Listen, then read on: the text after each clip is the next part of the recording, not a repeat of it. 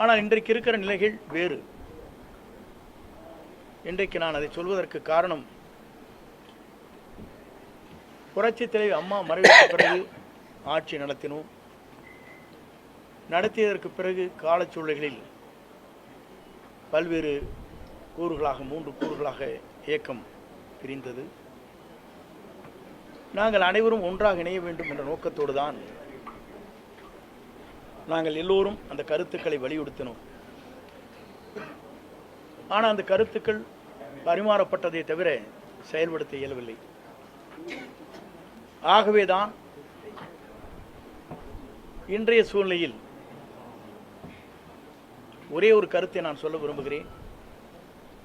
நான் என்று ஒருவன் நினைத்தால் ஆண்டவன் தான் என்று கண்டித்து விடுவார், பார்த்துக் கொள்வார்.